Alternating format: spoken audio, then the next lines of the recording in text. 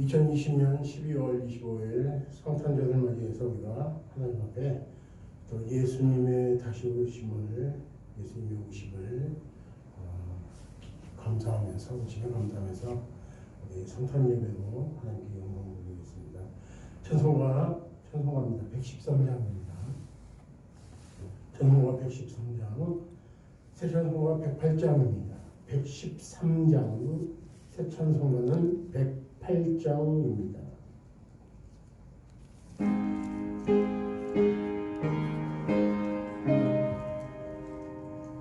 그 어린 주 예수,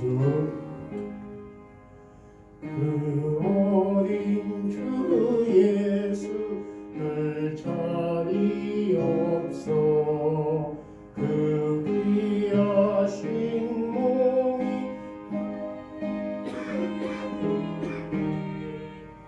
저 하늘의 별들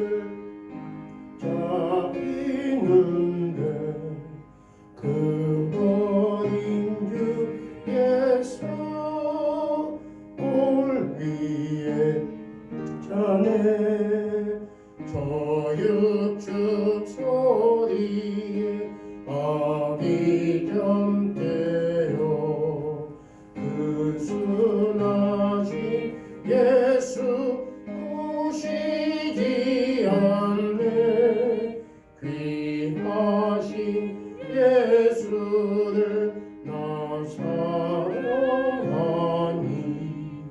새날이 밝도록 함께하소서.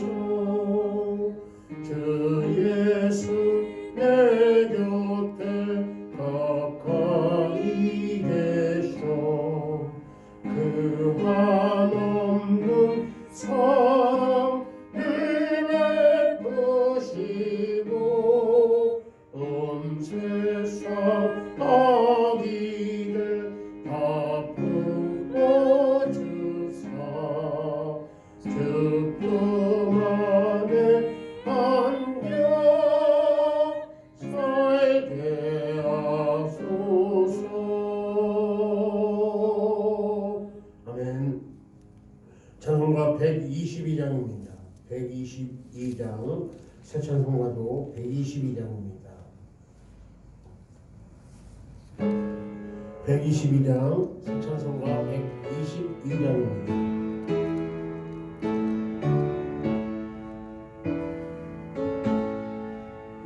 참담 가문 신도여 다 이리 와서 베들레헴 성내에 가봅시다.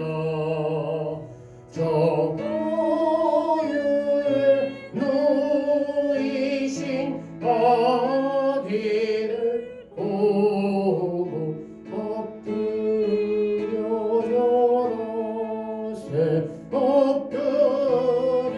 절하세 엎드려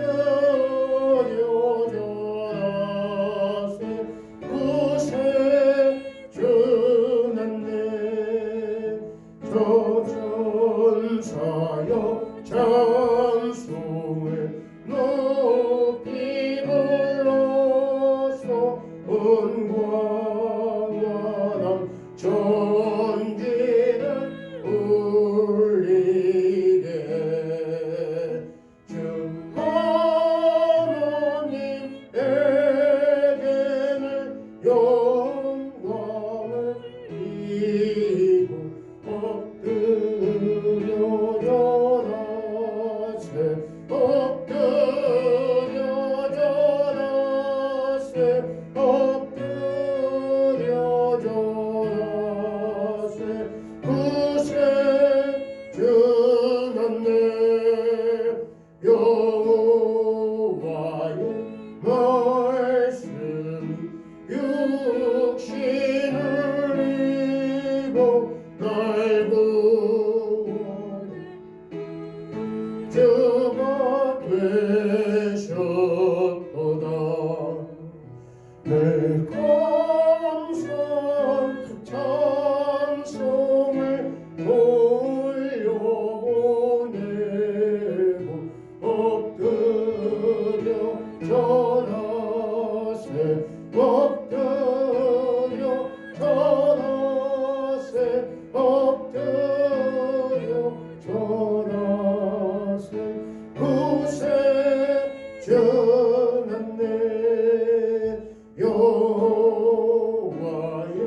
말씀이 육신을 입어 날 구원할 구주가 되셨도다. 늘 감상 찬송을 돌려보내고 엎드려 절하세 엎드려 절하세 엎드려 절하세 구세 주났네. 아멘. 찬송가 115장입니다. 찬송가 115장 새 찬송가도 115장 기쁘다 부져오셨네. 찬송가 115장입니다. 기쁘다 부져오셨네. 만백성 하여라 온 교회여 다 일어나 다 찬양하여라 다 찬양하여라 다 찬양하여라 구세주 탄생했으니 다 찬양하여라 이 세상에 만물들아 다 화답하여라 다 화답하여라 다 화답하여라 온 세상에 늘 사랑하여 주 예수 오셨네. 죄와 슬픔 묻어내고 다 구원하시네 다 구원하시네 다 구원하시네. 은혜와 진리 되신 주 다 주관하시니 만국 백성 구주 앞에 다 경배하여라 다 경배하여라 다 경배하여라.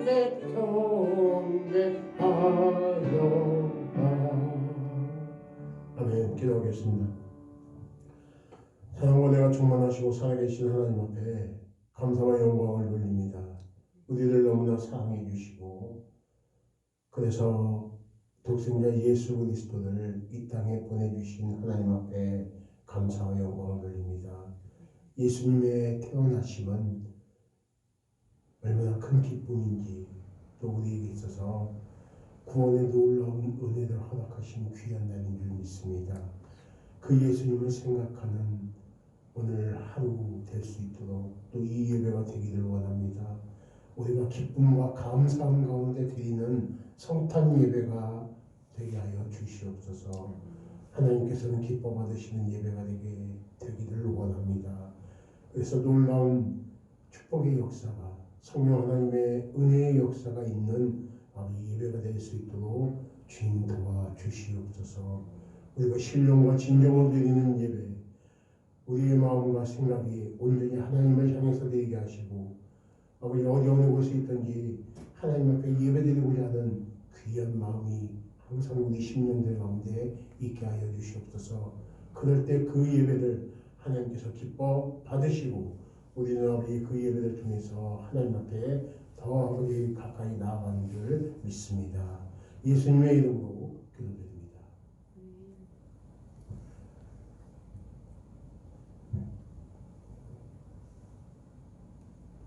우리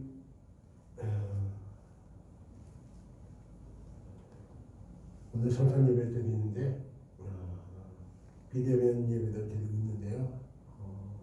항상 가족끼리 얼굴 보시면서 축복된 예배가 되기를 원합니다. 그래서 각각 인사들 나누면 좋겠습니다. 우리 찬송가 하겠습니다. 찬송가 94장입니다. 찬송가 94장 찬양합니다. 예수님은 누구신가? 94장입니다.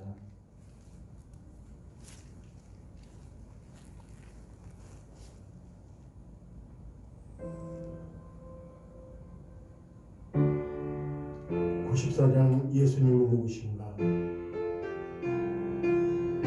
우리의 기쁨과 성령과 영광 되시는 하나님 주님께 찬양합니다. 예수님은 누구신가? 우는 자의 위로와 없는 자의 동상이며 전한 자의 높음과 잡힌 자의 노임되고 우리 기쁨 되시네. 예수님은 누구신가? 약한 자의 가망과 눈먼 자의 빛이시며 병든 자의 고침과 죽은 자의 부활되고 우리 생명 되시네. 예수님은 누구신가? 주한 자의 평안과 죽을 자의 생명이며 죄인들의 중보와 멸망자의 구원되고 우리 평화 되시네. 예수님은 누구신가? 온 교회의 머리와 만국인의 구주시며 모든 왕의 왕이요 심판하실 주님 되고 우리 영광 되시네. 아멘. 우리 말씀 보겠습니다. 말씀 누가복음 1장입니다. 신약 성경 누가복음 1장 26절에서 38절, 누가복음 1장 신약 성경 86페이지입니다. 신약 성경 86페이지 1장 26절에서 38절까지입니다. 누가복음 1장 26절에서 38절까지. 여섯째 달에 천사 가브리엘이 하나님의 보내심을 받들어 갈릴리 나사렛이란 동네에 가서 요셉이라 하는 사람과 정한 처녀에게 이르니 그 처녀의 이름은 마리아라. 그에게 들어가 가로되 은혜를 받을 자여 평안할지어다 주께서 너와 함께 하시도다 하니. 처녀가 그 말을 듣고 놀라 이런 인사가 어찌함이고 생각하매 천사가 일러 가로되 마리아여 무서워하라 네가 하나님께 은혜를 얻었느니라. 보라 내가 수태하여 아들을 낳으리니 그 이름을 예수라 하라. 저가 큰 자가 되고 지극히 누구시니 이 아들이라 일컬을 것이요 주 하나님께서 그 조상 다윗의 위를 저에게 주시리니 영원히 야곱의 집에 왕노릇 하실 것이며 그 나라가 무궁하리라. 마리아가 천사에게 말하되 나는 사내를 알지 못하니 어찌 이 일이 있으리까. 천사가 대답하여 가로되 성령이 내게 임하시고 지극히 높으신 이의 능력이 너를 덮으시리니 이러므로 낮을 바 거룩한 자는 하나님의 아들이라 일컬으리라. 그러나 네 친족 엘리사벳은 늙어서 아들을 배웠느니라. 원래 수태하지 못한다 하더니가 이미 6달이 되었나니. 대저 하나님의 모든 말씀은 능치 못하심이 다 없느니라. 같이요. 마리아가 가로되 주의 계집종이오니 말씀대로 내게 이루어지이다 하매 천사가 떠나니라. 아멘. 기도합니다. 하나님 아버지 감사합니다. 성찬 예배 때 들려주실 이 말씀, 놀라운 하나님의 말씀이 하나님의 말씀으로 나타나기 위해서 우리가 그 말씀에 아멘으로 화답하고 순종하는 그 말씀대로 살아가는 또한 다짐 있는 이 시간이 될 수 있도록 도와주시옵소서.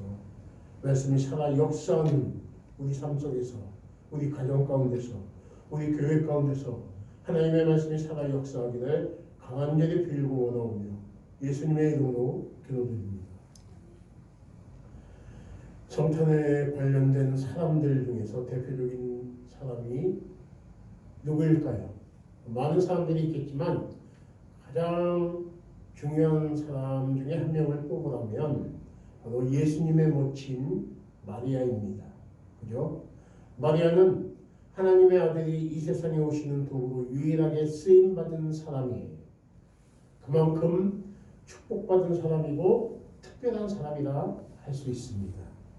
마리아에 대한 평가는 기독교와 천주교하고 큰 차이점을 갖게 돼요. 천주교에서는 이 마리아를 성모 마리아라고 해서 그렇게 숭배한다고 비판을 받을 정도로 과하게 이렇게 칭송을 하고 있음을 봅니다. 성모 마리아에 대한 천주교의 5대 교리가 있는데 첫 번째는 하나님의 어머니, 하나님의 어머니. 마리아는 우리 어머니, 주님의 어머니, 교회의 어머니, 그리고 하나님의 어머니 그렇게 불리우고 있어요. 두 번째는 마리아는 평생 동정녀라고 합니다. 평생. 동정, 그러니까 결혼하지 않은 몸으로 주님을 잉태하셨어요. 동정으로 출산하셨어요. 출산 이후에도 평생을 동정으로 사신 분 그렇게 말해요. 그런데 성경은 그렇게 나와 있지 않습니다. 그 외에 자녀들을 낳았어요. 쭉 예수님의 동생들도 있어요. 세 번째는 마리아는 잉태될 때부터 죽기까지 원죄와 모든 죄에 물들지 않고 깨끗하다라고 그렇게 주장하고 있어요. 죄가 없다 한마디. 죄가 없다. 네 번째는 원죄가 없으시고 평생 동정이신 하나님의 어머니 마리아는 지상의 삶을 마치신 다음에 영혼과 육신이 함께 천상으로 올려지셨다라고 성모 승천 교리가 있습니다. 다섯 번째는 구원의 중개자라고 이렇게 선포하고 있어요. 그러니까 천주교회는 마리아를 필요 이상으로 높이고 심지어 인간을 뛰어넘는 분같이 여기며 숭배하고 있는 것을 볼 수 있다는 것입니다. 그래서 천주교인들이 마리아 상 앞에서 이렇게 기도하는 모습 보죠. 마리아 상 앞에서 기도하는 모습을 흔히 볼 수 있습니다. 여러분, 아무리 하나님의 아들을 잉태하고 출산하여서 예수님의 육신의 어머니가 되었다고 해도 이런 주장은 너무 심한 주장이고 또한 받아들일 수 없는 주장일 뿐더러 성경에서 말하고 있지 않는 부분이기 때문에 우리는 그 부분에 대해서 이렇게 반대하고 있죠. 특별히 그 부분에 대해서 반대하고 있습니다. 이렇게 마리아는 그러나 성경에서 보면 오늘 본문에서 보면은 뭐라고 했냐면은 28절에 보면 그에게 들어가 가는데 은혜를 받은 자여라고 했어요. 그 마리아는 은혜를 받은 사람입니다. 은혜를 받은 사람이었어요. 큰 은혜를 받은 자. 하나님의 보내심을 받은 천사 가브리엘이 마리아를 향해서 은혜를 받은 자여라는 표현을 2번이나 사용했습니다. 28절에 은혜를 받은 자여 평안할지어다. 30절에 뭐라고 했냐면 네가 하나님께 은혜를 입었느니라 라고 그렇게 2번 표현을 합니다.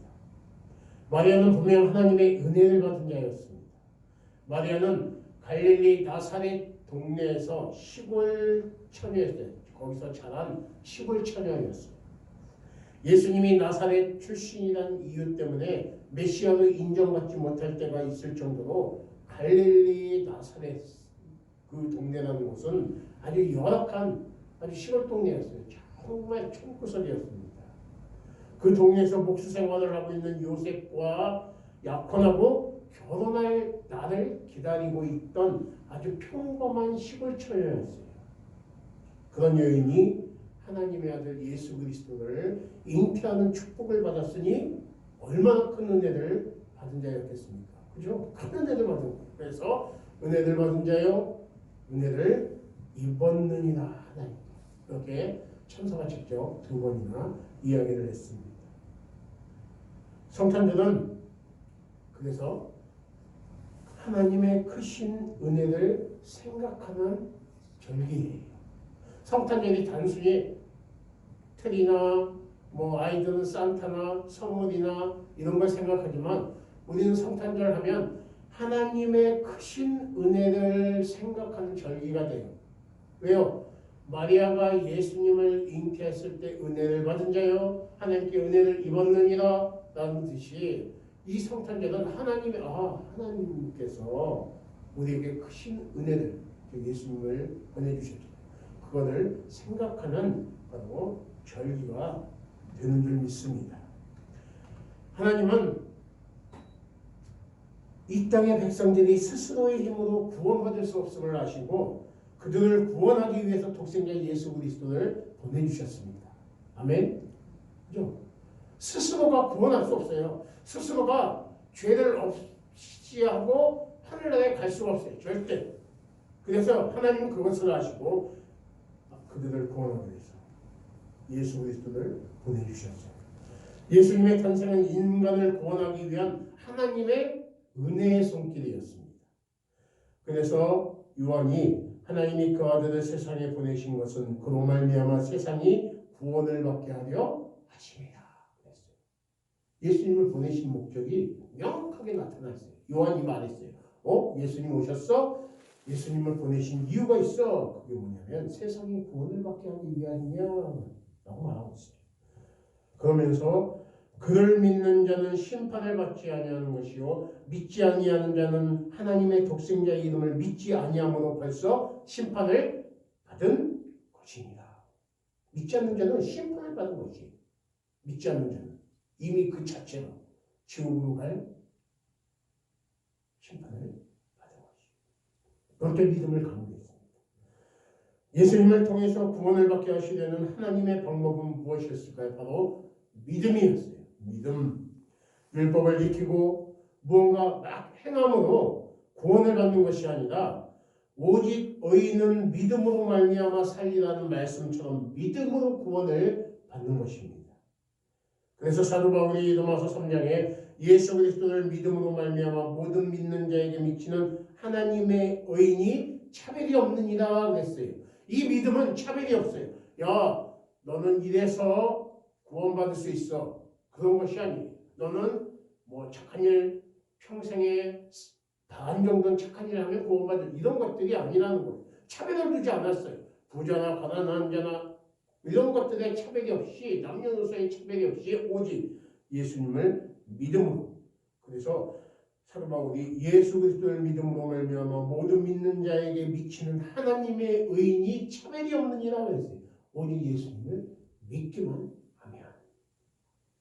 이방인이나 유대인, 할례자, 무할례자, 남자, 여자, 종이나 주인이나 누구나 할 것 없이 예수 그리스도를 믿기만 하면 구원을 받게 됩니다. 아멘. 이것이 하나님이 우리에게 베푸신 놀라운 성탄의 은혜예요. 성탄절은 바로 이것을 생각하는 거예요. 하나님이 베푸신 놀라운 은혜를. 그래서 성탄의 은혜는 믿음의 주여 또 온전케 하시는 예수 그리스도를 이 땅에 보내주신 바로 은혜라는 것입니다. 이 은혜를 다시 한번 깨닫고 진심으로 우리가 감사하는 그런 성탄절이 되어야 될 줄 믿습니다. 아멘. 마리아가 받은 은혜는 더할 것도 없이 택함의 은혜였어요. 택함. 하나님께서 이 땅에 독생자를 보내기 위해서 인간의 몸을 통한 방법을 택하셨어요. 하나님께서 짠하고 나타나셔서 예수님이 짠하고 나타나셔 막 산신령 금도끼 운동기 같이 무대에서 슉 구름 나타나고 이런 게 아니라 하나님의 택한 방법은 무엇이었냐? 독생자를 보내기 위해 인간의 몸을 통한 택함이었습니다.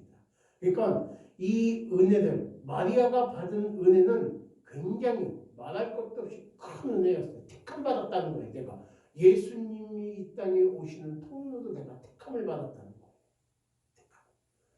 성경에 나타난 창세기 3장 15절에 보면 내가 너무 여자와 원수가 되게 하고 네 후손도 여자의 후손과 원수가 되게 하리니 여자의 후손은 네 머리를 상하게 할 것이요 너는 그의 발꿈치를 상하게 할 것입니다 라고 말했어요. 여자의 후손을 통해서 마귀의 번세를 깨뜨리고 인간을 구원하겠다는 하나님의 계획이 창세기 3장 15절에 태초에 이미 다 천지를 창조하시면서 아담과 하와를 만드시면서 또 하와가 죄를 지음으로 말미암아 그 되어지는 일들 가운데 3장 15절에 이미 말씀을 하고 있다는 거예요. 마귀의 번세를 깨뜨리는 것이 여자의 후손을 통해서 인간을 구원하겠다라는 것이 하나님께서 벌써 창세기 3장에 그렇게 언급하고 있어요. 여자의 후손을 통해서 인간을 구원하겠다는 이 말씀이 이루어지기 위해서 그래서 여인이 필요했습니다. 당시에 생각해봐도 마리아보다 15처녀였잖아요.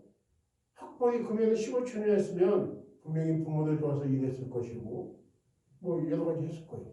그러면 학벌도 더 좋은 사람 여인이 있었고 아무래도 마리아보다 더 나은 사람도 많이 있었을 거예요. 뭐 이쁘기도 하고 성격도 좋을 수도 있고 학벌도 가문도 뭐 똑똑한 여인이 분명히 많이 있었을 거예요. 그런데 하나님은 그 많은 여인들 가운데 나사렛에 살고 있는 여인을 택하셨다는 거예요. 그 많은 여인 중에. 왜 그랬을까요? 그 이유는 성경에 안 나오니까 전 모르겠어요. 나중에 하나님께 물어보시기 바랍니다. 우리는 모르지만 하나님만이 아시는 어떤 특별한 것이 있었는지 알 수 없지만 어쨌든 겉으로 드러난 마리아의 모습은 평범한 그 자체였어요. 동네 나사렛은 당시 사람들에게 멸시를 당하는 이방의 동네였습니다. 목수인 요셉과 결혼해서 보통의 가정을 이루기로 생각했던 사람이었어요. 남편이 다윗의 자손이기는 하였지만 그렇다고 요셉이 특별한 사람은 아니었습니다. 어디 하나 하나님의 택하심을 받을 만한 내세울 만한 조건이 없어요. 그런 마리아가 많은 여인들 가운데 택함을 받았으니까 하나님의 큰 은혜다라고 말하지 않을 수 없다는 것입니다. 사도 바울이 고린도 교회 성도들을 향해서 같은 말씀을 하고 있습니다. 고린도전서 1장에 하나님께서 세상에 천한 것들과 멸시받는 것들과 없는 것들을 택하사 있는 것들을 폐하려 하시나니 이는 아무 육체도 하나님 앞에서 자랑하지 못하게 하려 하심이라라고 했어요. 그러니까 고린도 교인들에게 하신 말씀 가운데 시대를 초월하여서 구원받은 모든 성도를 향해서 하시는 말씀이에요. 세상에서 가장 약하고 부족하고 볼품없는 사람을 택해서 하나님의 자녀가 되게 하신다는 것이 하나님의 뜻입니다. 그런 사람을 통해서 뭐라고 해요? 있는 것들을 폐하게 하시려고. 우리가 하나님의 자녀가 되었어요. 구원을 받았어요. 거듭남의 축복을 받은 것은 내가 잘나서가 아니라 다시 말하면 하나님의 은혜다. 하나님의 전적으로 하나님의 은혜다. 잘나고 특별한 조건이 좋아서가 아니라 하나님의 은혜라는 거예요. 이게 중요해요. 택함의 은혜는 마리아뿐만 아니라 저와 여러분에게도 동일하게 임하신 거예요. 택함의 은혜. 그죠? 택함. 구원받은 것은 잘나서가 아니라 하나님의 은혜예요.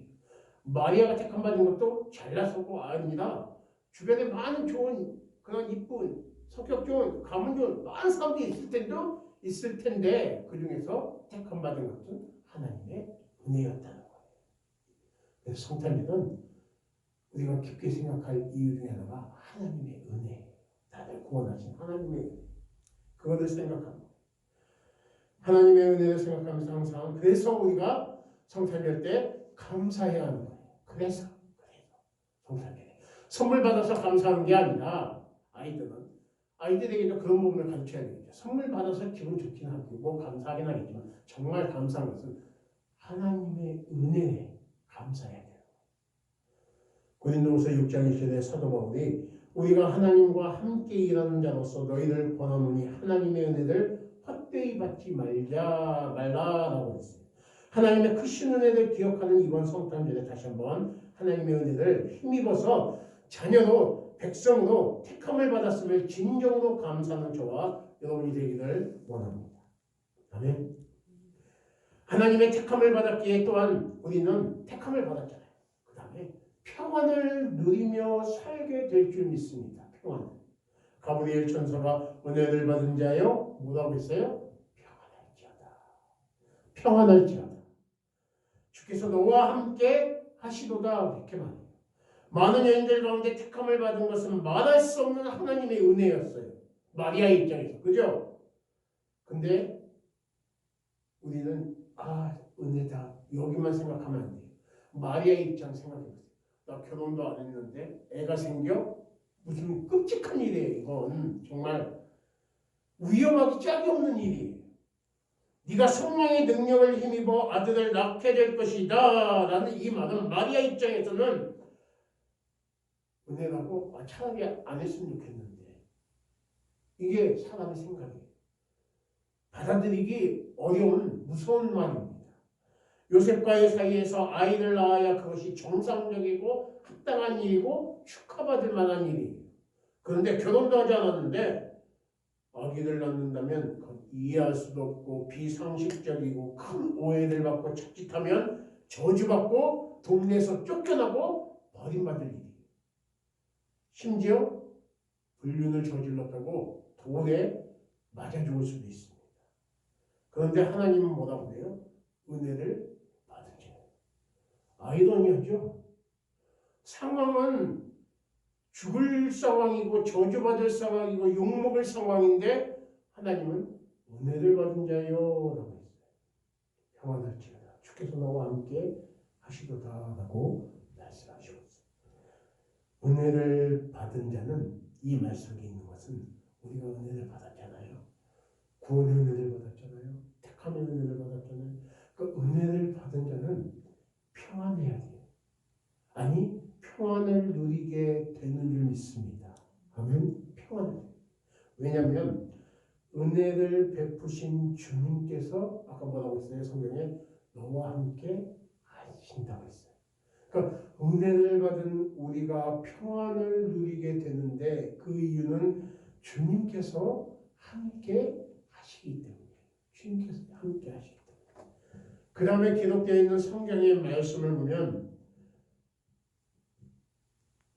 좀 전에 사람들의 어떤 그 우려스러운 일들, 돌 맞고 저주 맞고 쫓겨나 이런 것들이 하나도 안 일어나요.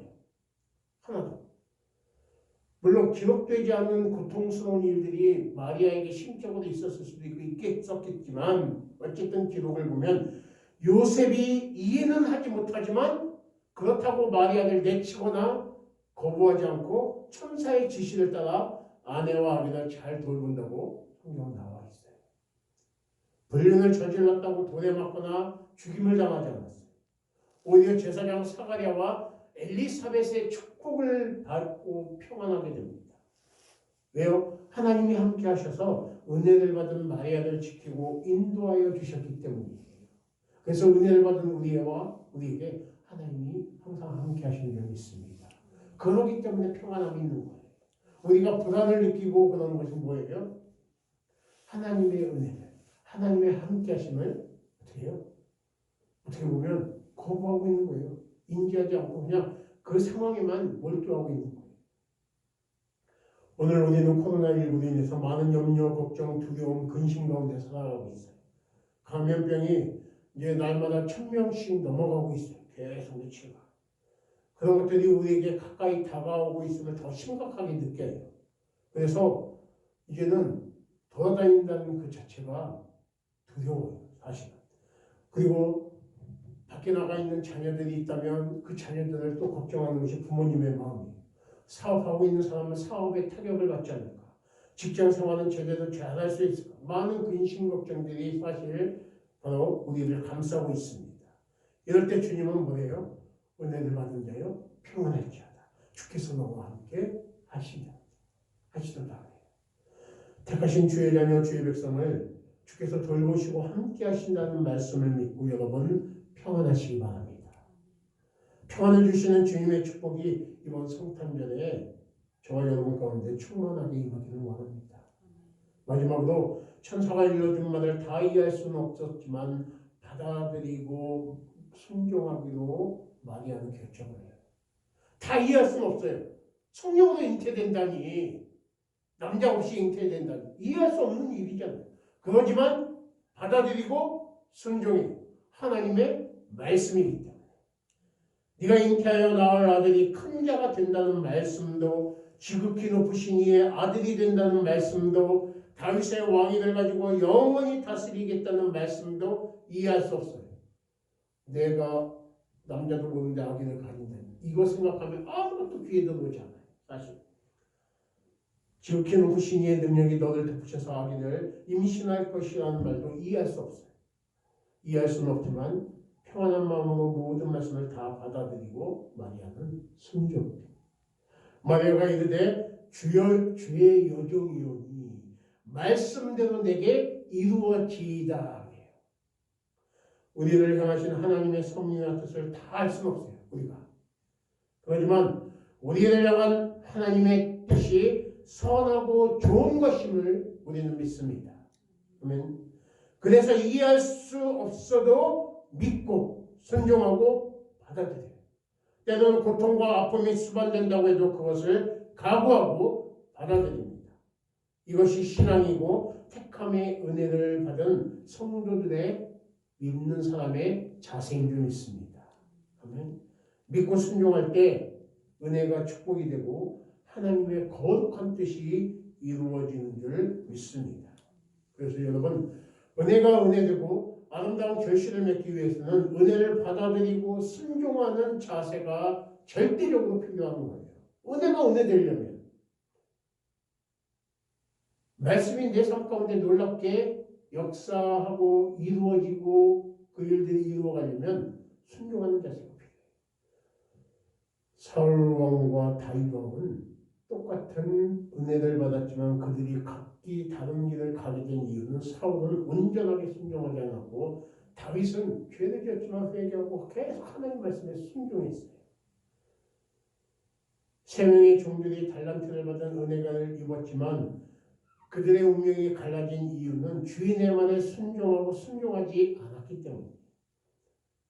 마리아가 여인 중에 복 있는 자가 될 수 있었던 것은 고통과 아픔 중에서도 하나님의 말씀을 받아들였기 때문이에요. 그렇다면 여러분, 주의 말씀에 우리는 아멘으로 순종할 수 있어야 됩니다. 주의 말씀에. 때로는 힘들고 고통스럽고 손해를 보는 것 같은 상황 속에서도 거룩하신 주님의 뜻을 믿음으로 받아들여야 돼요. 우리는 은혜라고 하면 좋은 것, 영광스러운 것, 아름다운 것, 귀한 것, 뭐 이렇게 생각을 해요. 근데 사실 너무 귀하기 때문에 때로는 아프게 올 수도 있어요. 때로는 손해도 볼 수가 있다는 거예요. 은혜가 은혜 되려면 모든 것이 다 은혜가 돼야 되는 거예요. 손해와 아픔을 감내할 때 전능하신 주님께서 그 손해를 통해서 하나님의 뜻을 이 땅에 이루어 가시는 줄 믿습니다. 이것이 예수 그리스도께서 이 땅에 오신 통로였고 이것이 세계의 역사의 아름다운 그리스도의 복음을 꽃피운 발자국입니다. 이것이 우리를 향하신 하나님의 거룩한 뜻인 줄 믿습니다. 그래서 우리가 그 은혜를 생각하는 성탄절. 아멘. 그리고 주어진 말씀에 이 마리아가 주의 여종이오니 말씀대로 내게 이루어지이다. 그 말씀이 말씀 앞에 순종하겠다는 다짐과 결단이 저와 여러분 가운데 있기를 원합니다. 우리 기도하겠습니다. 우리 이 시간 말씀을 생각하면서 하나님의 은혜에 감사하는 그리고 그 말씀에 온전한 순종함 가운데 말씀에 순종하겠다는 다짐을 하는 우리 기도